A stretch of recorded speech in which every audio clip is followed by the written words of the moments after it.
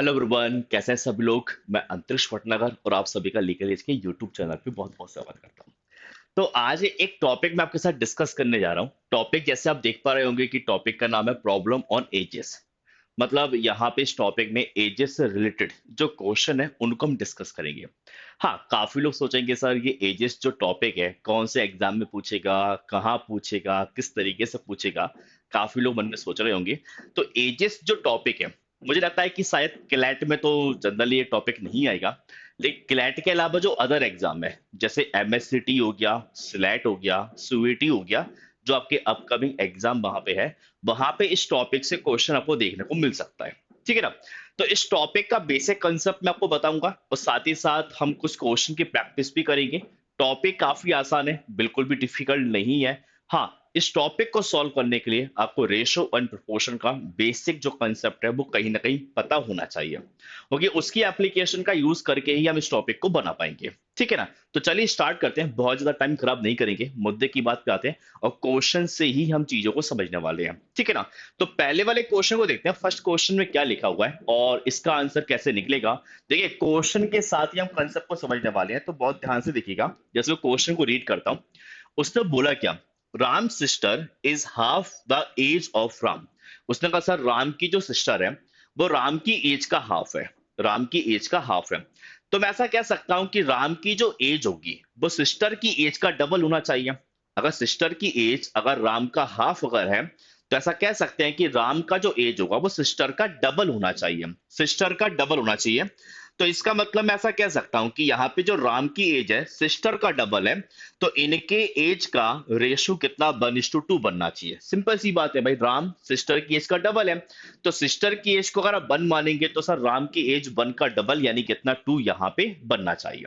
फिर लिखा क्या है, Ram is 4 years old today. मतलब सर अभी यहाँ पे राम जो है वो 4 years का है।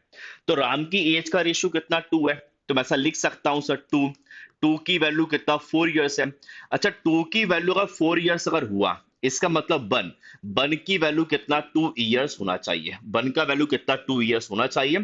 तो राम की जो सिस्टर है ना, राम की सिस्टर की एज यहाँ पे 2 years निकल के आ जाएगा। मतलब जब राम 4 साल का होगा तो उसकी सिस्टर जो है वो यहाँ पे 2 साल का, 2 साल की होना चाहिए। ओके।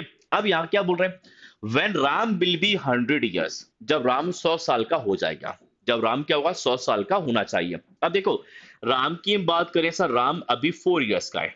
राम अभी क्या है, 4 years का है। अब इसकी एज को सर 100 years होना है, कितना सर, 100 साल होना है।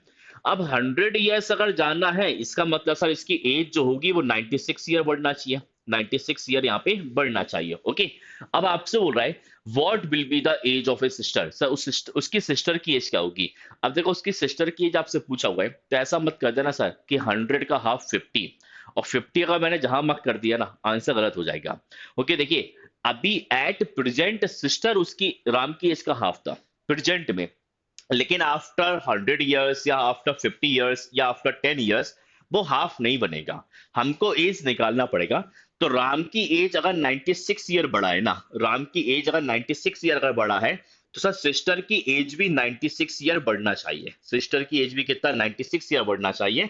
तो जब राम 100 years का होगा, जब राम 100 years का होगा, तो उसकी जो सिस्टर है ना वो यहाँ पे 98 years का होना चाहिए। मतलब ऑप्शन क्या, ए करेक्ट आंसर क्या आएगा, ऑप्शन ए इस क्वेश्चन का सही आंसर निकल के आना चाहिए। देखिए, इस क्वेश्चन में मैं जो मुद्दे की बात थी वो ये समझने की थी कि अगर दो पर्सन के बीच में उनकी एज का डिफरेंस सपोज एक्स ईयर का है, मैंने बोला जैसे ए और बी, अगर ए और बी की एज के बीच में डिफरेंस का जो गैप है, सो एज का जो गैप है वो अगर एक्स ईयर का है, तो किसी भी साल आप देखें, कभी भी आप देखेंगे, तो वहां पे उनकी एज का जो गैप है वो हमेशा बराबर रहेगा। तो अगर यहाँ पे इनकी एज का गैप जैसे 4 साल और 2 साल, अगर डिफरेंस अगर 2 साल का है ना, तो किसी भी पॉइंट पे आप देखेंगे तो वहां पे उनकी एज का जो गैप है वो हमेशा 2 साल ही रहेगा। वो गैप कभी भी चेंज नहीं होगा। ठीक है ना।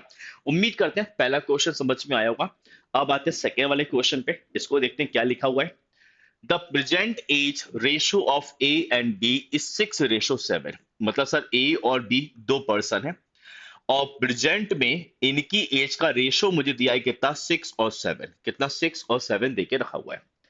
After 6 year A will be 48 years. अच्छा, आफ्टर 6 ईयर की बात कर रहा है कि आफ्टर 6 ईयर ए 48 ईयर्स का है।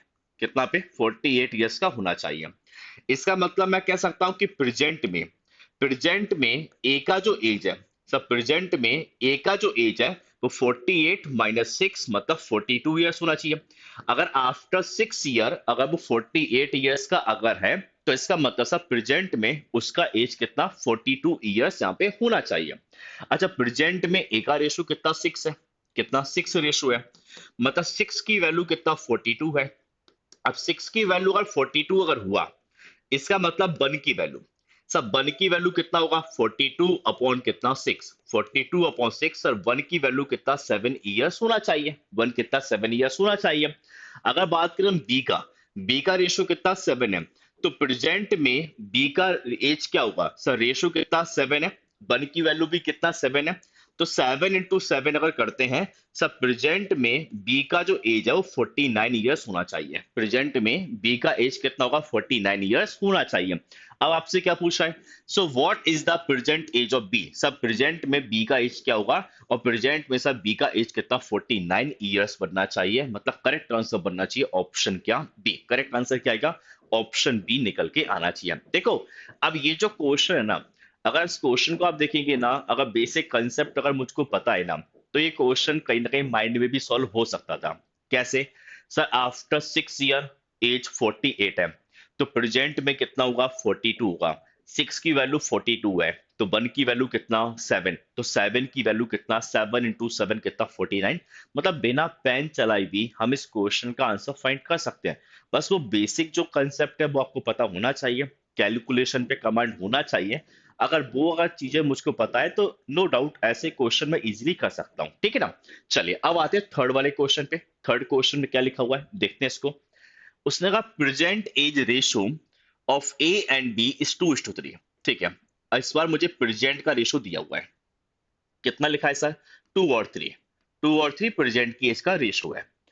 8 years ago A was 20 years old। अच्छा, 8 years ago मतलब 8 साल पहले की बात कर रहा है। 8 years ago ए का जो एज है, ए का एज कितना 20 ईयर्स है, 8 years ago। इसका मतलब प्रेजेंट में ए का एज कितना होगा सर, +8 कर देते हैं। +8 आपने किया सर, ए का एज यहाँ पे 28 ईयर्स बनना चाहिए। प्रेजेंट की बात कर रहा हूं मैं, ठीक है ना। और प्रेजेंट में ए का रेशो कितना 2 है, मतलब 2 की जो वैल्यू है, इस 2 की वैल्यू कितना 28 है, इस 2 की वैल्यू 28 है। अच्छा, 2 की वैल्यू का 28 हुआ, इसका मतलब 1 की वैल्यू कितना 14 होना चाहिए। 1 कितना होगा 14 होगा। सिंपल है ना भाई। अगर यहाँ पे 8 years एगो ए का एज अगर 20 ईयर्स था, तो प्रेजेंट में इसका जो एज होगा 20 + 8 मतलब 28 होना चाहिए, प्रेजेंट की एज है ना। और रेशो कितना 2 है, 2 की वैल्यू अगर 28 है, 2 अगर 28 है, तो 1 की वैल्यू कितना 14 बनना चाहिए, 1 कितना 14 बनना चाहिए। अगर प्रेजेंट में मुझको बी का एज अगर निकालना है, कौन सा प्रेजेंट की एज, तो 1 की वैल्यू कितना 14 है, और बी की एज निकालना है, तो 14 into 3 मतलब 42 ईयर्स बनेगा। ध्यान रखना ये प्रेजेंट की एज निकला हुआ है। और आपसे क्या पूछ रहा है, then what is the present age of B. Sir B का प्रेजेंट एज क्या होना चाहिए, और सर बी का प्रेजेंट एज कितना आएगा 42 ईयर्स बनना चाहिए। मतलब करेक्ट आंसर बन जाएगा ऑप्शन क्या बी। करेक्ट आंसर क्या आएगा, ऑप्शन करेक्ट आंसर क्या आएगा, ऑप्शन ए यहाँ पे आना चाहिए। ठीक है ना। एक आसान सा क्वेश्चन है, मतलब एजेस जो टॉपिक है ना, एजेस टॉपिक मेरे हिसाब से काफी इजी है। बस आपको थोड़ा सा बेसिक पता होना चाहिए। अगर आफ्टर बोल रहा है तो क्या होगा, एगो बोल रहा है तो क्या होगा। एक बात हमेशा याद रखना, आफ्टर या एगो हमेशा प्रेजेंट एज के रिस्पेक्ट में ही बोला जाएगा। मैंने कहा बोला ना 8 years एगो, इसका मतलब प्रेजेंट एज से 8 years एगो की बात कर रहा है। मैंने कहा आफ्टर 10 years मतलब प्रेजेंट एज से 10 साल बाद की बात कर रहा है। तो एगो या आफ्टर हमेशा प्रेजेंट एज के रिस्पेक्ट में ही लिखा जाएगा, ये बात हमेशा ध्यान रखिएगा। ओके, चलिए अब आते हैं क्वेश्चन फोर्थ में। क्या लिखा हुआ है इसमें, इसको पढ़ते हैं जरा, क्या बोल रहे हैं। The present age ratio of A and B is 3:4। ठीक है सर, यहाँ पे ए और बी दो पर्सन है, ए और बी दो पर्सन है, और प्रेजेंट में इनकी एज का जो रेशियो है वो कितना 3:4 है। कितना 3:4 हमको दिया हुआ है। फिर लगा 8 years ago we was 8 years old। ठीक है, 8 साल पहले, 8 years ago, सर 8 साल पहले बी का जो एज था, बी का एज कितना, 8 years था। 8 साल पहले बी का एज कितना, 8 years है। इसका मतलब प्रेजेंट में बी का एज क्या होगा, सब प्रेजेंट में बी का एज 8 + 8 यानी कितना, 16 years होना चाहिए। प्रेजेंट में बी का जो एज है वो कितना, 16 years होना चाहिए। और बी का रेशो है कितना, 4 है। बी का रेशो कितना, 4 है। इसका मतलब सर इस 4 की जो वैल्यू है, इस 4 की वैल्यू कितना, 16 years होना चाहिए। इसका मतलब वन, वन की वैल्यू कितना, 4 years आएगा। वन की वैल्यू कितना, 4 years आएगा।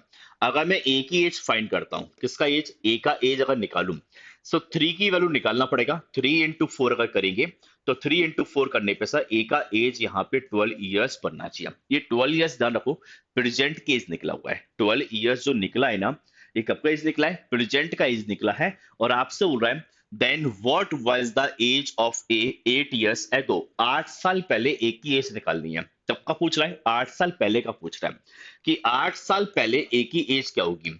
तो प्रेजेंट में ए अगर 12 years का है, प्रेजेंट में ए अगर 12 years का है, 8 years एगो का चाहिए तो -8 कर देता हूं, तो 8 years एगो ए का जो एज होगा कितना होगा, 4 years। मतलब करेक्ट आंसर क्या बन जाएगा, ऑप्शन क्या, डी। करेक्ट आंसर क्या आएगा, ऑप्शन डी यहाँ पे बनना चाहिए।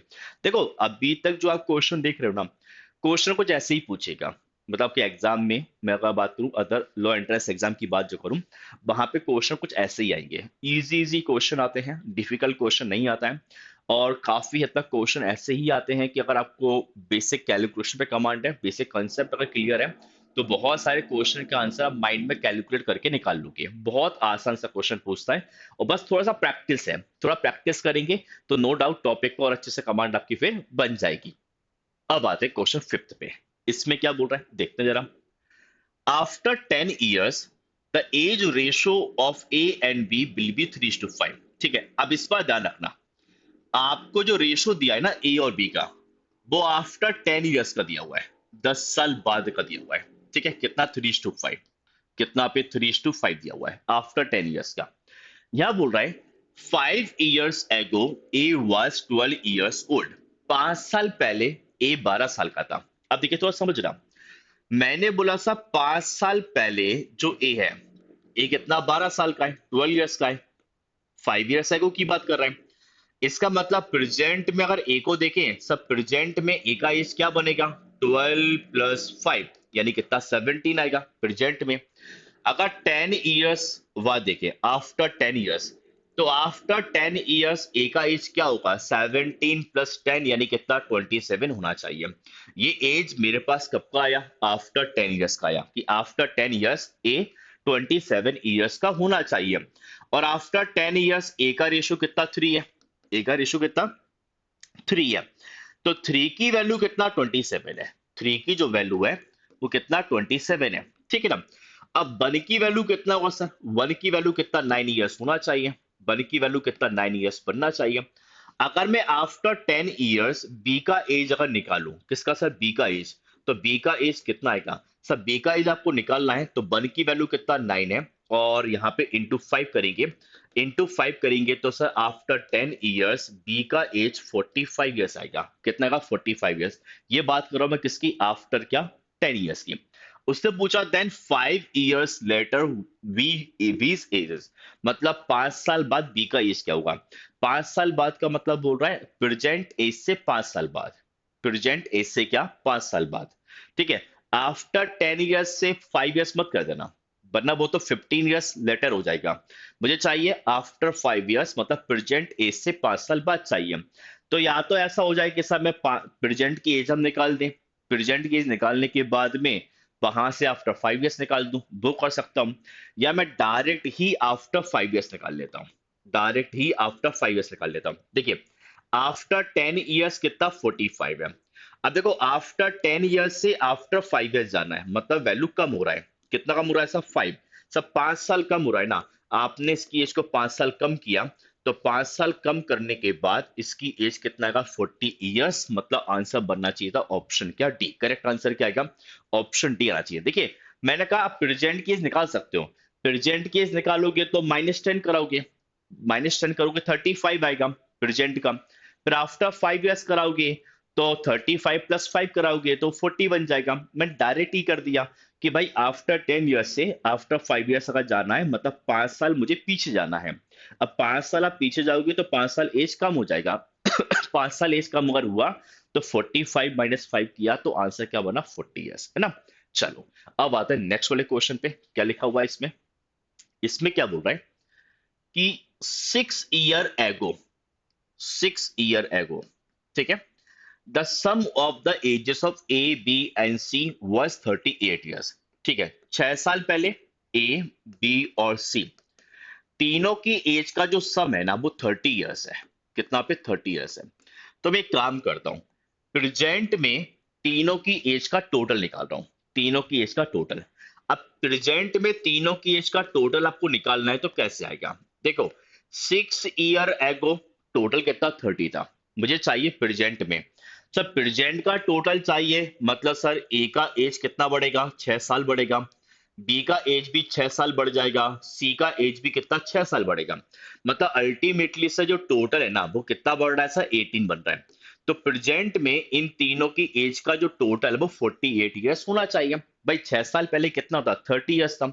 मैंने कहा प्रेजेंट का टोटल चाहिए तो ए की एज को 6 साल बढ़ाओगे, बी को भी 6 बढ़ाएंगे, सी को भी 6 बढ़ाएंगे, मतलब सर टोटल कितना बढ़ेगा, 18 बढ़ जाएगा। जब टोटल 18 बढ़ेगा तो सर प्रेजेंट में तीनों की एज का जो सम है वो 48 ईयर्स होना चाहिए। प्रेजेंट का सम बोल रहा हूं, ठीक है ना।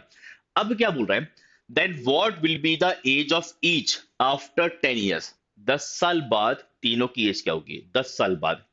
if the ratio of the if the ratio of their present age is 1:2:3। Present का रेशियो मुझको पता है कि सब प्रेजेंट का रेशियो कितना, 1:3 है। कितना, 1:3 है। तो चलिए एक काम करते हैं, तीनों रेशियो को ऐड करते हैं। तीनों रेशियो को आपने ऐड किया, 1 + 2 प्लस कितना, 3।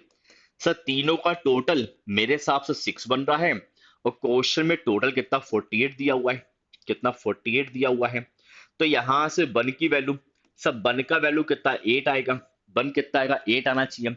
अब निकालते हैं ए का एज। देखिए ए का रेशियो कितना, 1 है। ए का रेशियो कितना, 1 है। और वन की वैल्यू भी कितना, 8 है। वन की वैल्यू भी कितना, 8 है। ध्यान रखना ये एज में निकाल रहा हूं आपका प्रेजेंट का, ठीक है ना। बी की हम बात करेंगे, सब बी का रेशियो कितना, 2 है। कितना, 2 है। वन की वैल्यू कितना, 8 है। तो 8 × 2 यानी कितना, 16 आएगा। 8 × 2 कितना, 16 आएगा।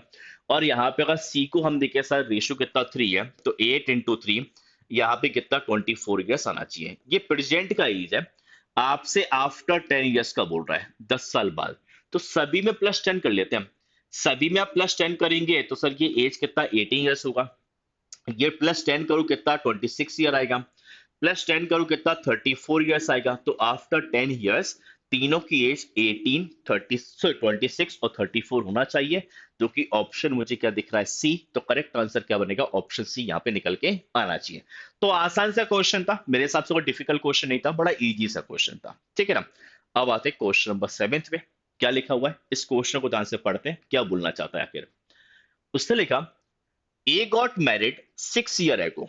मतलब सर ए की जो एज है वो 6 साल पहले हुआ है। सो मैरिज मैरिज है ना, 6 साल पहले हुआ है। Now his present age 5/4 times of the of his marriage age. मतलब सर आपसे कहना चाहता है इसकी जो प्रेजेंट की जो एज है ना, मैरिज के समय जो एज था इसका 5/4 टाइम्स है। कितना पे, 5 कितना, 4 टाइम्स है, ये लिखा हुआ है। प्रेजेंट का एज मैरिज के समय जो एज था उसका 5 कितना, 4 टाइम है। तो यहाँ पे प्रेजेंट की एज और मैरिज के टाइम जो एज था उसका रेशो बन गया 5:4। कि प्रेजेंट में अगर 5 है ना तो मैरिज के टाइम पे एज उसका 4 होना चाहिए था। ऐसा हम कह सकते हैं। अच्छा, अगर देखा जाए तो सर यहाँ पे इनके बीच का जो गैप है, इनके बीच का गैप कितना, 1 है। कितना, 1 का गैप है। और यहाँ पे कितने साल का गैप है सर, 6 ईयर का गैप है। तो 1 की वैल्यू कितना, 6 ईयर है। 1 की वैल्यू कितना, 6 ईयर है। तो इसका मतलब मैं कह सकता हूं कि प्रेजेंट के टाइम इसकी जो एज होगी 5 × 6 मतलब 30 ईयर्स होना चाहिए। प्रेजेंट के टाइम इसकी एज कितना, 30 ईयर्स होना चाहिए। और मैरिज के टाइम इसका एज कितना होगा, मैरिज के टाइम सर इसका एज 4 × 6 यानी कितना, 24 ईयर्स होना चाहिए। ऐसा मैं लिख सकता हूँ, सिंपल सी बात है, ठीक है ना। आपसे क्या बोल रहे हैं, if his son age is 1/10 of his age, then what is the age of his son? Sir son की जो एज है ना उस पर्सन की एज का 1/10 है, उसकी प्रेजेंट की एज का 1 अपॉन कितना 10 है। तो चलिए, तो यहाँ पे सन की एज निकाल लेते हैं। तो प्रेजेंट का एज कितना 30 है, इस 30 का 1/10 कर देते हैं। 30 का 1/10 यानी कितना का 3 ईयर्स। तो सन की जो एज है सर, सन की एज यहाँ पे कितना 3 ईयर्स होना चाहिए, सन का एज कितना होगा 3 ईयर्स यहाँ पे होना चाहिए। ओके, तो ये हुआ क्वेश्चन नंबर 7। अब देखते हैं क्वेश्चन नंबर 8। इसमें क्या लिखा हुआ है इसको देखते हैं जरा। इसने क्या बोला, the ratio of the present age of A and B is 3:4। ठीक है सर, ए और बी की प्रेजेंट एज का रेशियो गिवन है कितना 3 और 4। तो मैं ऐसा कर लेता हूँ, ए का एज मैं 3x मान लेता हूँ, बी की एज को मैं 4x मान लेता हूँ। कितना 4x माना प्रेजेंट की एज को। लिखा 10 ईयर्स एगो, अच्छा 10 साल पहले, 10 साल पहले की बात कर रहा है तो -10 कर लेता हूँ, यहां भी -10 कर लेता हूँ। 10 years ago there as ratio was 4:7। 10 साल पहले इनकी एज का रेशियो 4 अपॉन कितना 7 है। देखिए, पहले 3 और 4 का रेशियो था, तो प्रेजेंट एज हमने 3x और 4x माना। 10 ईयर्स एगो की बात कर रहा है तो -10 कर दिया, और 10 ईयर्स एगो रेशियो कितना 4 कितना 7 है। तो चलो यहाँ पे सॉल्व करके पहले वैल्यू निकालते हैं एक्स की, क्या बनना चाहिए। तो 7 × 3 यानी कितना 21x आ रहा है, माइनस कितना 70 आ रहा है, ये कितना आ रहा है 4 × 4 यानी कितना 16x है, माइनस यहाँ पे कितना 40 है। तो 21 - 16 यानी कितना 5x हो जाएगा, और +70 - 40 यानी कितना 30 होगा। तो x की वैल्यू कितना 6 आ रहा है, x यहाँ पे कितना 6 है। ओके, आपसे पूछा करंट एज, मतलब प्रेजेंट की एज पूछ रहा है। तो प्रेजेंट में ए का एज क्या होगा सर, 3x था, तो 3 × 6 यानी कितना 18। बी का एज कितना 4x है, तो 4 × 6, अब बी कितना 24 है। तो आंसर बनेगा 18 और कितना 24, मतलब आंसर बनना चाहिए ऑप्शन क्या डी। करेक्ट आंसर क्या होगा, ऑप्शन डी यहाँ पे आना चाहिए। ओके, तो देखिए ये हमने कह सकते हो कि एजेस का बेसिक कॉन्सेप्ट हमने समझा है, साथ ही साथ हमने कुछ प्रैक्टिस क्वेश्चन भी किए हैं। कंसेप्ट को मैंने क्वेश्चन के थ्रू ही कवर करने की कोशिश की है। बाकी यहाँ टॉपिक काफी आसान है, जब इसकी आप प्रैक्टिस और करेंगे तो नो डाउट आपसे और भी अच्छे से क्वेश्चन बनने लग जाएंगे। बाकी नेक्स्ट सेशन हम लोग बिल्कुल मिलेंगे, नेक्स्ट सेशन में कुछ नया टॉपिक लेके आऊंगा मैं, जहाँ पे किसी टॉपिक के बेसिक कॉन्सेप्ट को भी डिस्कस करेंगे, और साथ ही साथ उसमें प्रैक्टिस क्वेश्चन भी मैं कराऊंगा। बाकी अगर कुछ ऐसा लग रहा है कि आपको सर किसी टॉपिक की डिमांड है कि सर हम इस टॉपिक पे वीडियो चाहते हैं, या इस टॉपिक पे हम थोड़ा कुछ एक्स्ट्रा प्रैक्टिस चाहते हैं, तो बिल्कुल आप कमेंट बॉक्स में लिखिएगा, आप उसको जो भी टॉपिक की आप डिमांड करेंगे उन टॉपिक को हम करेंगे क्या पहले लेके जाएंगे। ओके, बाकी मैं उम्मीद करूंगा कि टॉपिक आपको समझ में आया होगा, इसका प्रैक्टिस करना कुछ भी लगता है तो बताइएगा। ठीक है, तब तक के लिए bye bye, take care, thank you.